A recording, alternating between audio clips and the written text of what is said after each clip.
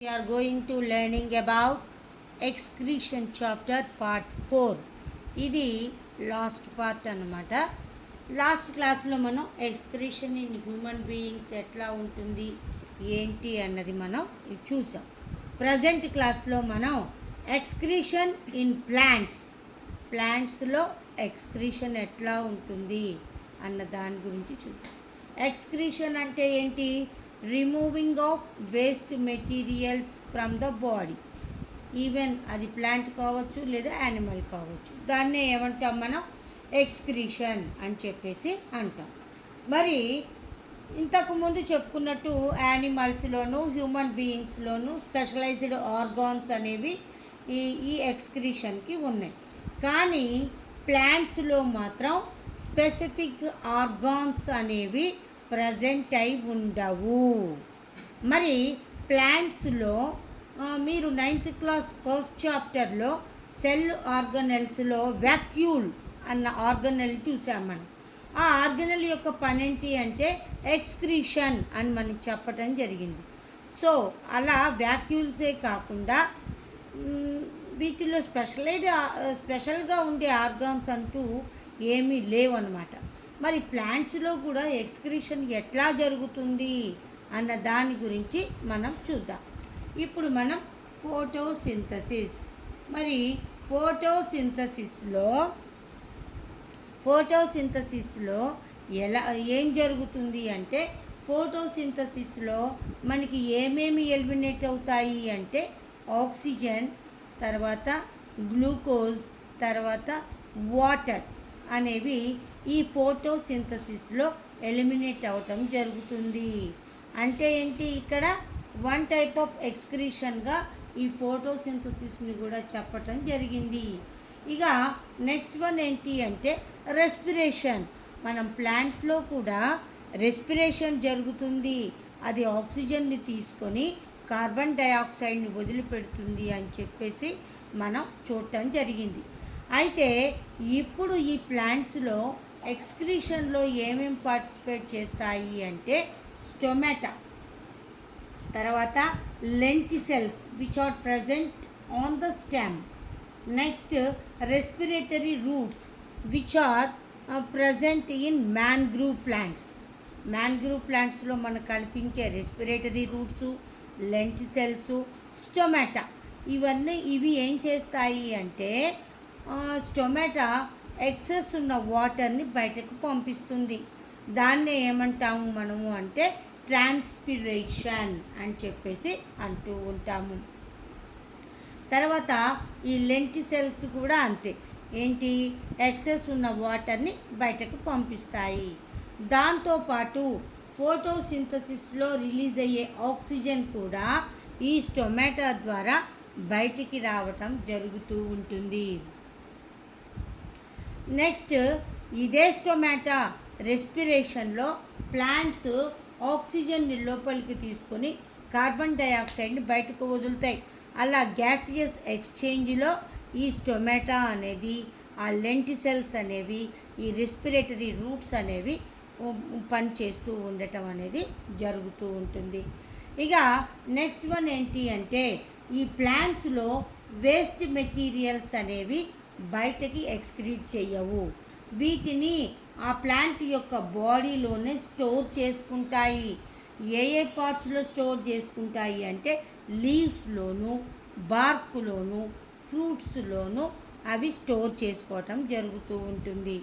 ఇక next point ఏంటి అంటే రాఫైడ్స్ అంటే ఏంటి అంటే ప్లాంట్ ఎక్స్క్రీషన్స్ని ఫ్రూట్స్లో సాలిడ్ ఫామ్లో స్టోర్ చేసుకుంటుంది. వాటినే ఏమంటారు అంటే రాఫైడ్స్ అని చెప్పేసి అంటూ ఉంటారు. మరి ఈ ప్లాంట్స్లో ఈ ఎక్స్క్రీటరీ మెటీరియల్స్ స్టోర్ చేసుకోవటం వల్ల ప్లాంట్కి ఏమన్నా యూజ్ ఉంటుందా లేకపోతే హార్మ్ఫుల్లా అన్న దాని గురించి చూద్దాం. ఈ ఎక్స్క్రీటరీ మెటీరియల్స్ని అవి బయటికి పంపించకుండా డిఫరెంట్ పార్ట్స్లో ఈ ప్లాంట్స్ అనేవి స్టోర్ చేసుకుంటూ ఉంటాయి. అలా స్టోర్ చేసుకోవటం వల్ల ఏమవుతుంది అంటే వాటికి ప్రొటెక్ట్ చేస్తుంది, ప్రొటెక్షన్కి ఉపయోగించుకుంటుంది. తర్వాత హెర్బివోర్స్ కొన్ని ప్లాంట్స్ని తిన్నప్పుడు అవి టేస్టీగా ఉండవు, బిట్టర్ టేస్ట్ని కలిగి ఉంటాయి. ఆ బిట్టర్ టేస్ట్ని కలిగి ఉండటం వల్ల ఆ హెర్బివోర్స్ అనేవి ఆ ప్లాంట్స్ని తినవు.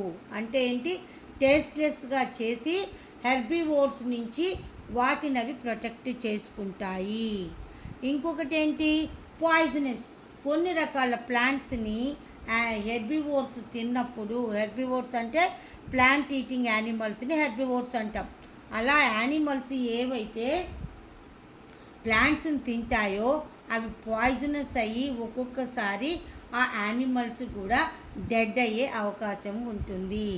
అంటే ఈ ఎక్స్క్రీషన్స్ ప్లాంట్ యొక్క ప్రొటెక్షన్కి ఉపయోగపడతాయి అని మనం చెప్పవచ్చు.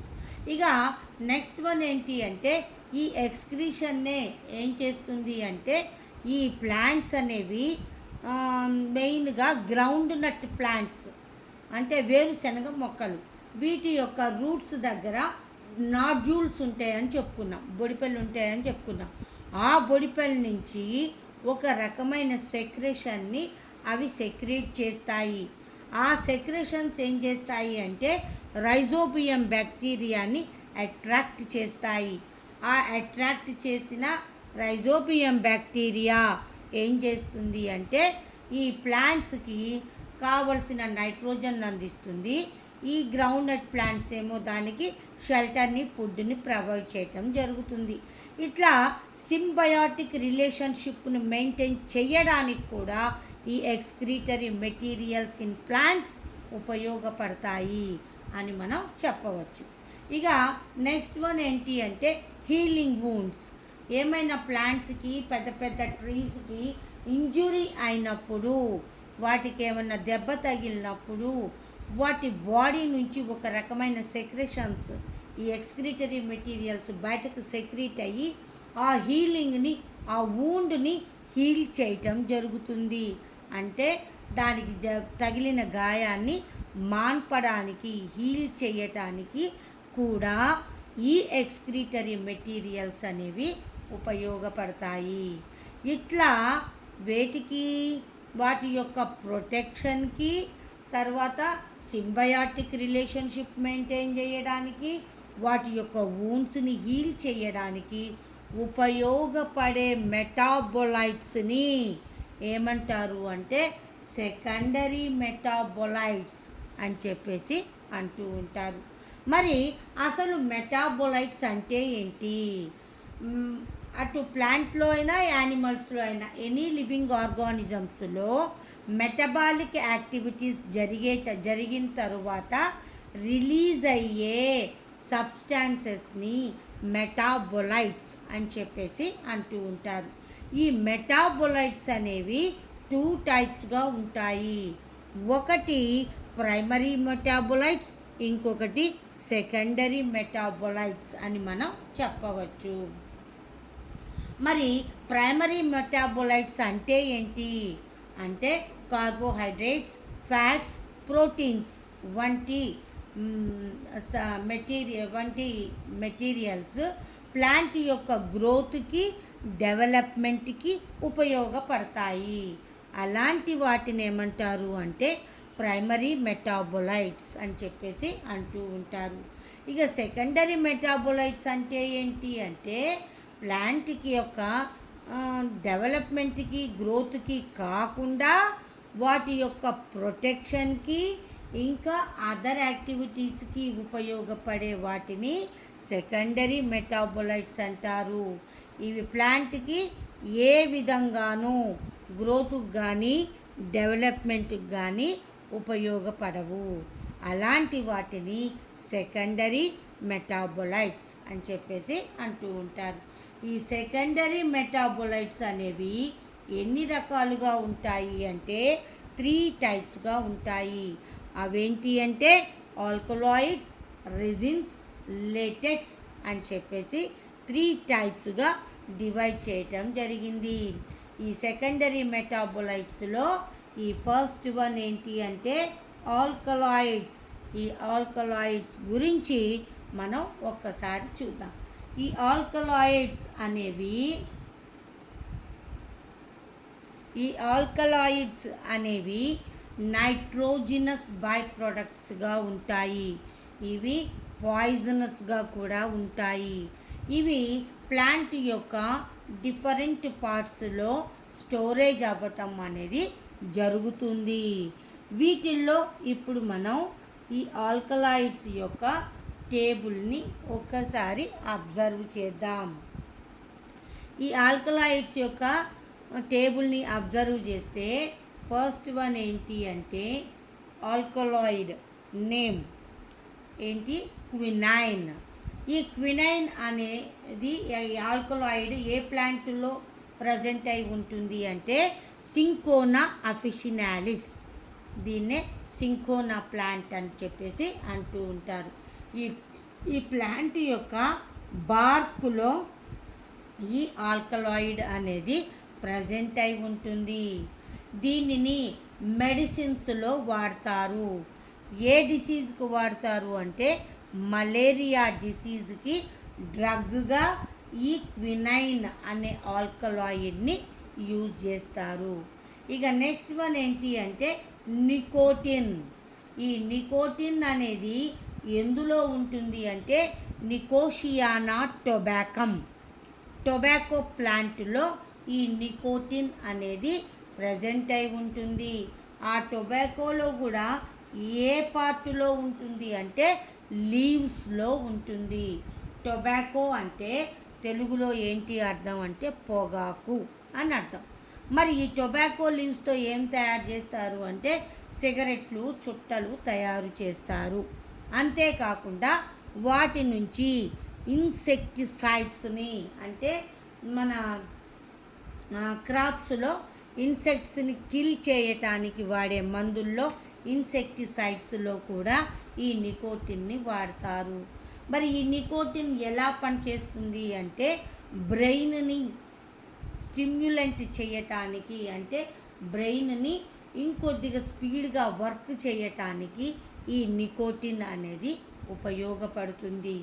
ఈ టొబాకోని, ఈ సిగరెట్స్ని ఎక్కువగా మనం తాగితే మాకు ఏమవుతుంది అంటే లంగ్ క్యాన్సర్ రావటం అనేది జరుగుతూ ఉంటుంది. సమ్టైమ్స్ హార్ట్ అటాక్ కూడా వచ్చే ఛాన్స్ మనకి కనబడుతుంది. ఇక నెక్స్ట్ వన్ ఏంటి అంటే మార్ఫైన్, కొకైన్. ఈ రెండు కూడా ఎందులో ఉంటాయి అంటే ఆ పెపావర్ సామ్నిఫెరం. ఇది ఈ ఓపియం అనే ప్లాంట్ యొక్క సైంటిఫిక్ నేమ్. దీంట్లో ఈ మార్ఫైన్ లేదా కొకైన్ అనేది ప్రజెంట్ అయి ఉంటుంది. ప్లాంట్లో ఏ పార్ట్లో ఉంటుంది అంటే ఫ్రూట్లో ఉండటం జరుగుతూ ఉంటుంది. దీనిని ఎట్లా వాడతారు అంటే పెయిన్ కిల్లర్స్లో, అంటే మనకి ఏదైనా నొప్పి ఉంటే నొప్పి తెలియకుండా ఉండటం కోసం మందులు వాడతాం మనం. అలాగా వాటిలో ఈ పెయిన్ కిల్లర్స్లో దీనిని ఈ మార్ఫిన్ లేదా కొకైన్ని వాడటం జరుగుతూ ఉంటుంది.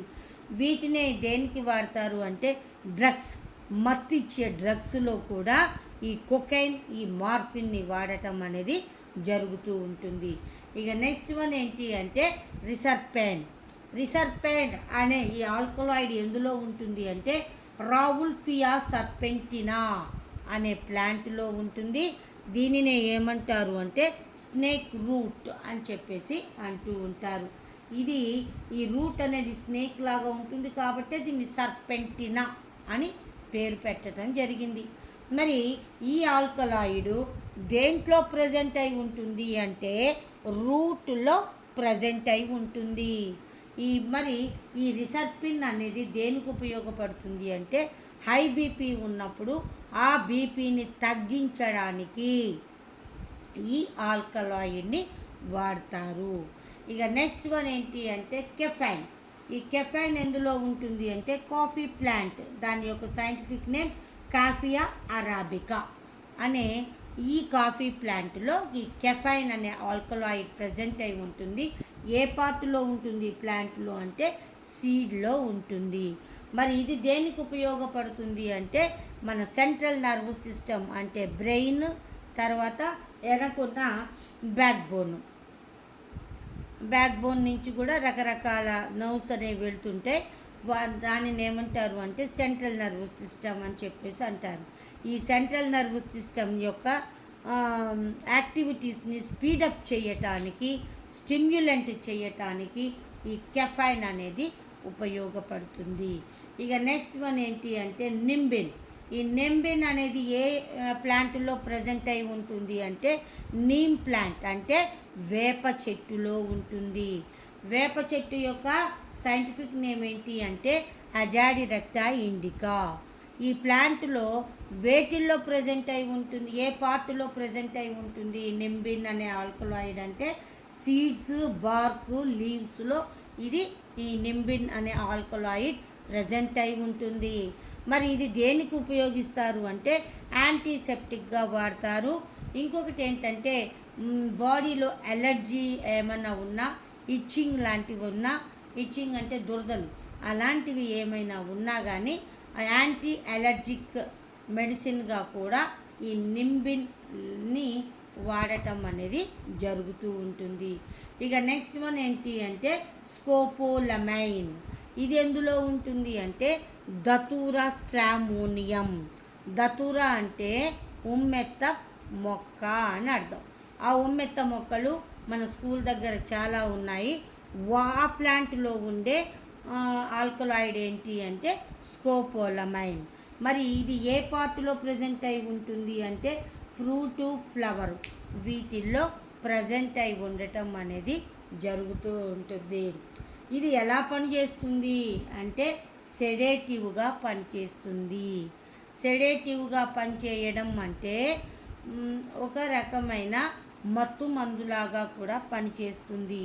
అంటే మనం బాగా అలసట వచ్చినప్పుడు రిలాక్స్డ్గా నిద్రపోవటానికి, మత్తుగా పడుకోవటానికి ఏ డ్రగ్ను వాడతారు అంటే ఈ స్కోపోలమైన్ వాడతారు. మైండ్కి రిలాక్సేషన్ ఇవ్వటానికి ఇది సెడేటివ్గా పనిచేస్తుంది.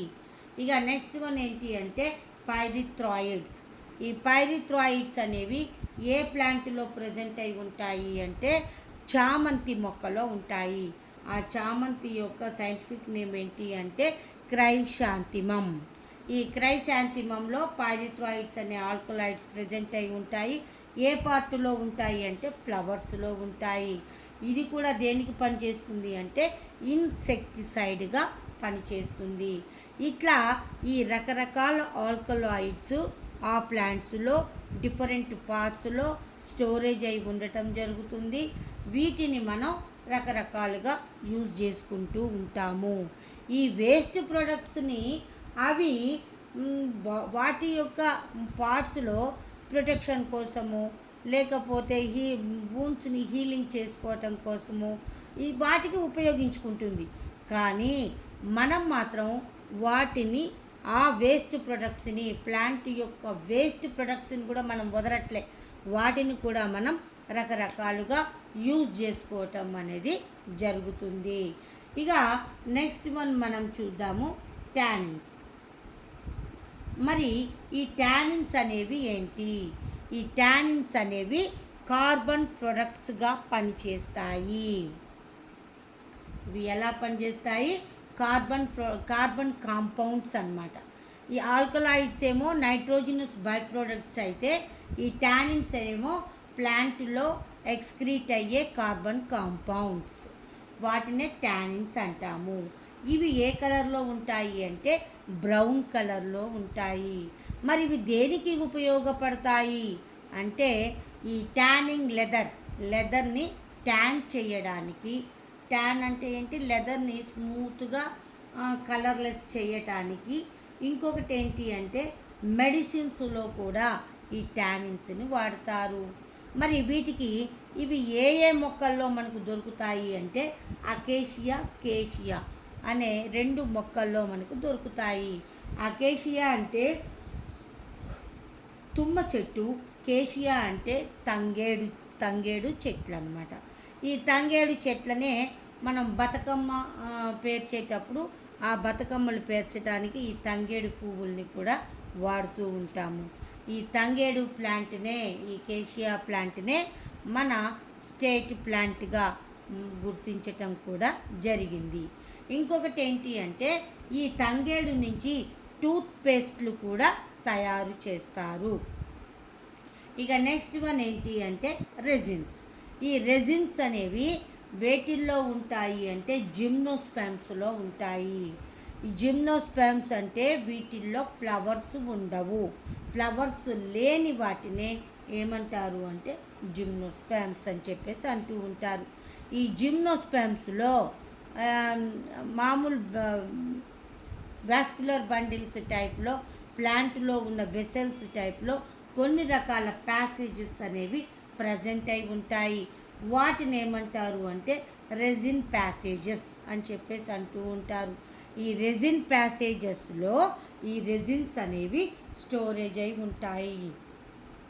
ఈ రెజిన్స్ని దేనికి వాడతారు అంటే వార్నిషెస్ అంటే కలర్స్లో ఈ రెజిన్స్ను కలర్స్ మన ఇంటికి కలర్స్ వేస్తుంటాం కదా, ఆ కలర్స్లో ఈ వార్నిషెస్గా వీటిని ఈ రెజిన్స్ని వాడతారు. మరి దీనికి ఎగ్జాంపుల్ ఏంటి అంటే పైనస్ అనే ప్లాంట్ ఈ రెజిన్స్కి ఎగ్జాంపుల్గా చెప్పటం అనేది జరిగింది. ఇట్లా ప్లాంట్స్లో ఎక్స్క్రీషన్స్ అనేవి, ఎక్స్క్రీటరీ మెటీరియల్స్ అనేవి డిఫరెంట్ పార్ట్స్లో, డిఫరెంట్ ఫామ్స్లో అవి స్టోరేజ్ అయి ఉండటం అనేది జరుగుతుంది.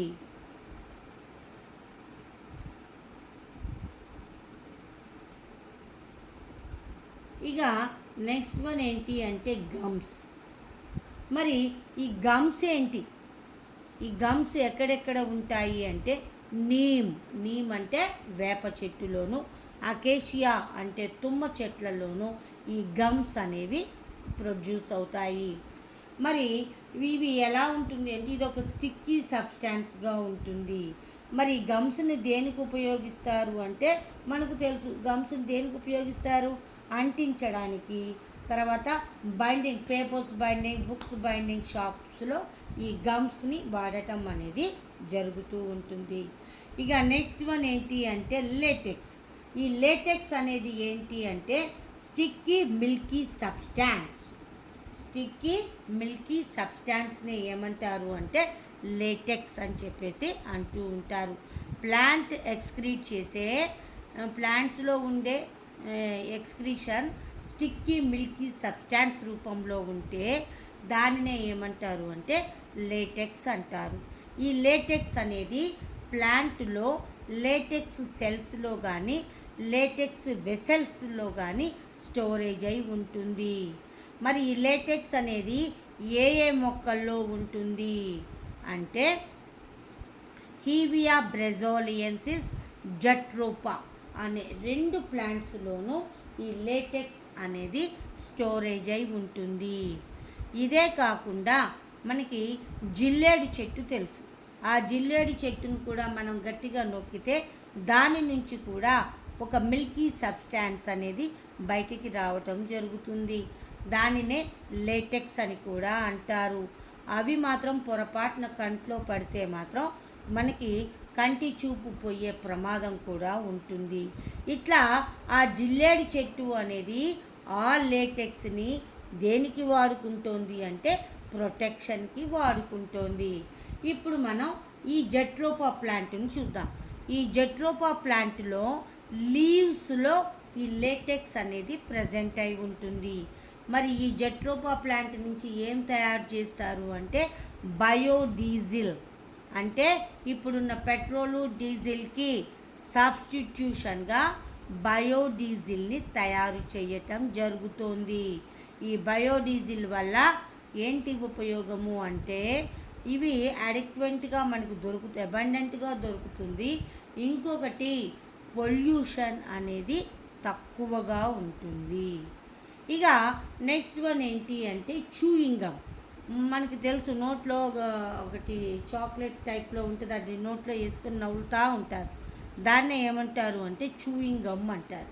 ఈ చూయింగ్ గమ్ కూడా దేని నుంచి తయారు చేస్తారు అంటే ఈ సపోటా చికిల్ ప్లాంట్స్ నుంచి ఈ చూయింగ్ గమ్ని తయారు చేయటం జరుగుతూ ఉంది. ఇక ఈ బ్రుగ్మెన్ అన్న సైంటిస్ట్ ఏం చెప్పాడు అంటే మనకి ఇంతవరకు ఏం తెలుసు, ప్లాంట్స్ అనేవి సాయిల్ నుంచి వాటర్ని తీసుకుంటాయి, మినరల్స్ని అబ్జార్బ్ చేసుకుంటాయి అని మనం తెలుసుకున్నాం. ఈ సైంటిస్టు స్టడీ చేసి ఏం చెప్పాడు అంటే ఈ ప్లాంట్స్ అనేవి వాటర్ని తర్వాత మినరల్స్ని అబ్జార్బ్ చేసుకోవటమే కాదు, మెటబాలిక్ యాక్టివిటీస్ చేసుకున్న తరువాత రూట్స్ నుంచి కొన్ని రకాల కెమికల్స్ని సాయిల్లోనికి రిలీజ్ చేస్తుంది. దానివల్ల ఏమవుతుంది అంటే సాయిల్ ఫెర్టిలైజ్ కాకుండా డీఫెర్టిలైజ్ అవుతుంది. అంటే సారవంతమైన నేల మనం ఎక్కువ కాలం ఒకే రకమైన మొక్కల్ని పెంచితే వాటి యొక్క వేర్ల నుంచి కొన్ని రకాల కెమికల్స్ని సాయిల్లోకి రిలీజ్ చేస్తుంది. దానివల్ల ఆ సాయిల్ అనేది డీఫెర్టిలైజ్ అవుతుంది, అంటే సారవంతం లేకుండా అయిపోతుంది. కొన్నాళ్ళకి అక్కడ ఎలాంటి మొక్కలు పెరగకుండా ఆ నేల మొత్తం బీడుబారిపోతుంది అని చెప్పేసి ఈ బ్రూగ్మన్ అన్న సైంటిస్టు చెప్పడం జరిగింది. ఇక నెక్స్ట్ వన్ ఏంటి అంటే ఎక్స్క్రీషన్ వర్సెస్ సెక్రేషన్. ఎక్స్క్రీషన్ అంటే బాడీ నుంచి వేస్ట్ మెటీరియల్స్ని రిమూవ్ చేయడాన్నే ఏమంటారు అంటే ఎక్స్క్రీషన్ అని చెప్పేసి అంటారు. మరి సెక్రేషన్ అంటే ఏంటి? మన బాడీలో మెటబాలిక్ యాక్టివిటీస్ జరగటానికి ఎంజైమ్స్ని హార్మోన్స్ని రిలీజ్ చేయడాన్నే సెక్రేషన్ అని చెప్పేసి అంటూ ఉంటారు. మరి ఈ రెండిటికి తేడా చూద్దాము. ఇదేమో ఎలిమినేషన్ ప్రాసెస్ని చేస్తుంది, ఇదేమో ట్రాన్స్పోర్టేషన్ ప్రాసెస్ని చేయటం జరుగుతూ ఉంటుంది. ఇంకొకటి ఎక్స్క్రీషను వేస్ట్ మెటీరియల్ని పంపడానికి ఉపయోగపడుతుంది. ఈ సెక్రెషన్ ఏమో మన బాడీలో మెటబాలిక్ యాక్టివిటీస్ జరగటానికి ఉపయోగపడుతుంది. ఇంకొకటి ఏంటి అంటే ఈ ఎక్స్క్రీషన్ అనేది మెటబాలిక్ యాక్టివిటీస్ జరిగిన తర్వాత జరుగుతుంది. After metabolic activities this excretion process continued. Secretion ఎప్పుడు? Before metabolic activities this secretion process started. ఇది ఏమో మెటబాలిక్ యాక్టివిటీస్ని స్టార్ట్ చేస్తుంది, ఇదేమో మెటబాలిక్ యాక్టివిటీస్ అనేవి కంప్లీట్ ఎండ్ అయిన తర్వాత ఈ ప్రాసెస్ అనేది స్టార్ట్ అవటం జరుగుతూ ఉంటుంది. ఇది ఎక్స్క్రీషన్కి సెక్రెషన్కి మధ్య ఉన్న డిఫరెన్స్. దీంతో ఈ ఎక్స్క్రీషన్ చాప్టర్ అనేది కంప్లీట్ అయ్యింది. Thank you.